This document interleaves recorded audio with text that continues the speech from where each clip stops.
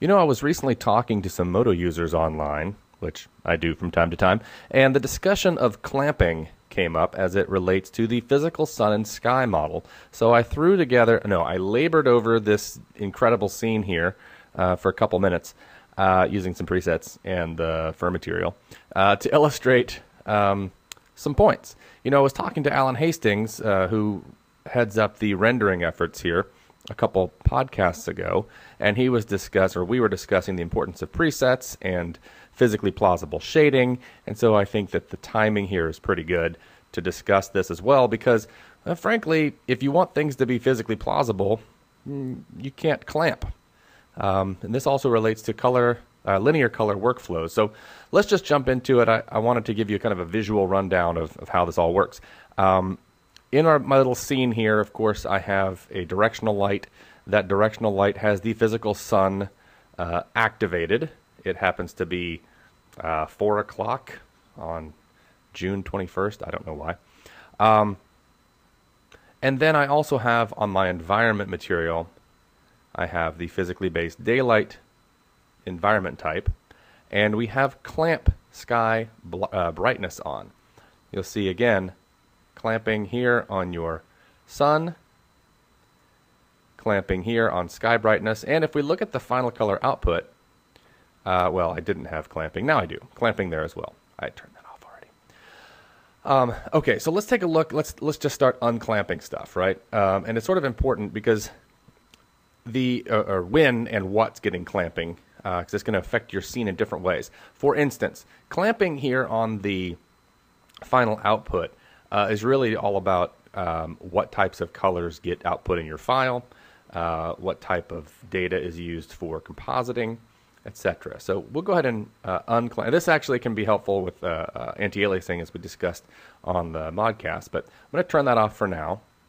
And I'm going to go down to my directional light, and we're going to unclamp it. Are you ready? See, I told you it would be better. It's already so much better than it was before. Okay, let's go down to the environment material and unclamp that. Wow. Okay, so what's happening here is we're getting the full brightness of the sky. We're getting the full brightness of the sun. And the reason it's overblown is because the MODO camera, you can think of it not as the camera per se, but as the sensor. So we're getting full dynamic range pixels blasted into our retinas right now. So the way a camera would deal with this is some processing. It would clamp that down, or it would process it down using some kind of tone mapping.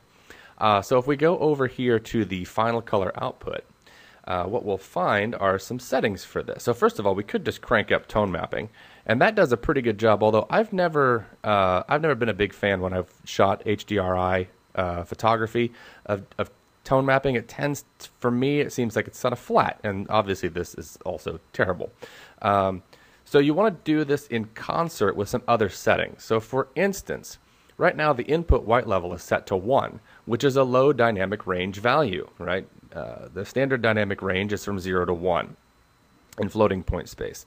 In unclamped space, an HDR, a high dynamic range, could be many thousands or many orders of magnitude greater. Now in this case, if I just start cranking this up, hey, that's already starting to look better.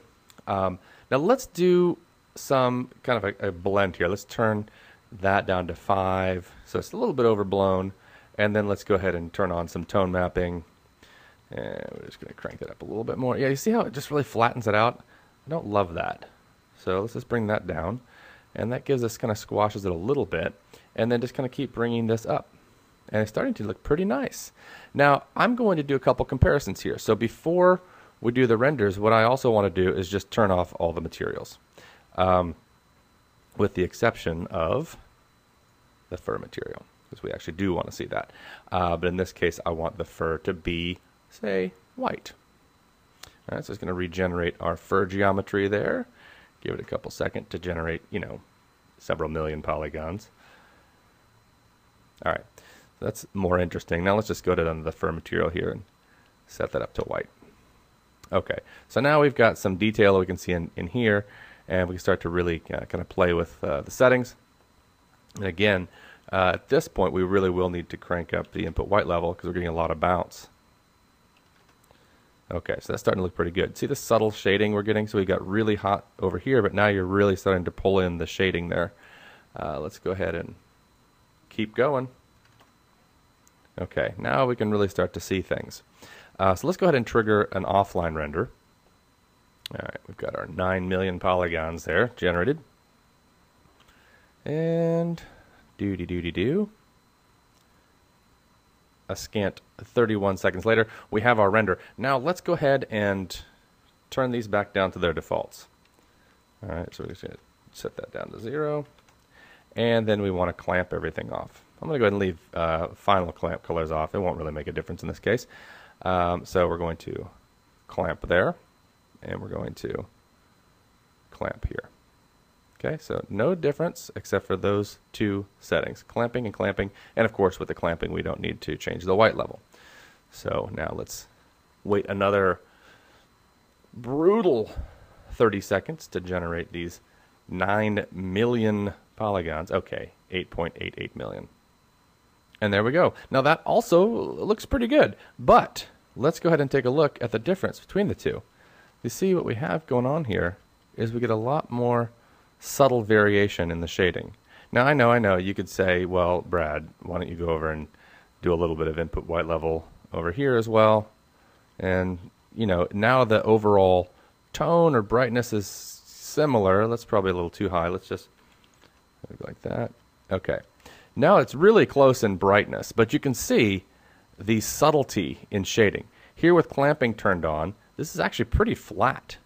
Here with clamping turned off, it pops, like my microphone. So there you go. So a little bit more work. You gotta, do a little bit of the image processing on your output. And you can either do that right here in MODO, or you can save it out as a full HDR image or EXR and bring it into Photoshop or Lightroom or whatever you want, Aperture, and tweak it from there. But hopefully you see here you can really get some nice subtle shading. And if you want, essentially what we've done is we've turned these on by default so that you get a good image without doing a lot of work. The problem is by doing that, we've actually made it less physically accurate. So if you want to get back into the physically accurate realm, boy, look at those shadows right there, huh? That's a huge difference. Just the dynamic range you get across that surface is so much better. You know what? Let's do it with the. Let's go ahead and turn this amazing green color that I had selected here.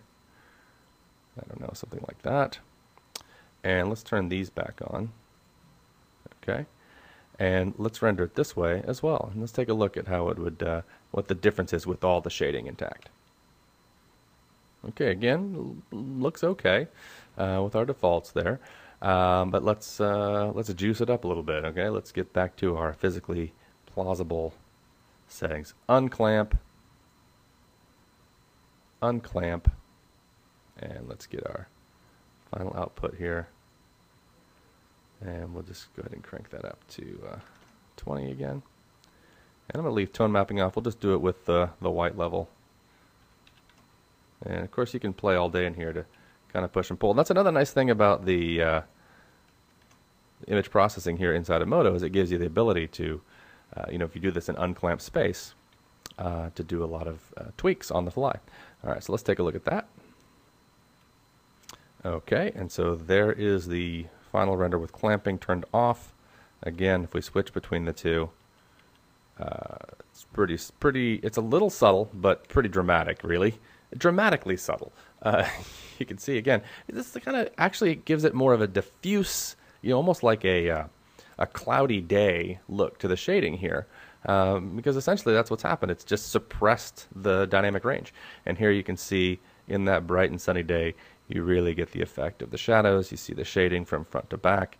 It's just much better. No comments on the artwork, but hopefully that's useful to you. Again, physical sun and sky model, it's a very convenient way to get some realism into a scene very quickly. If you want to just pump it up a notch, go ahead and turn off clamping and do a little work here in your image processing, and that should do it. Have a great weekend, everybody. Cheers.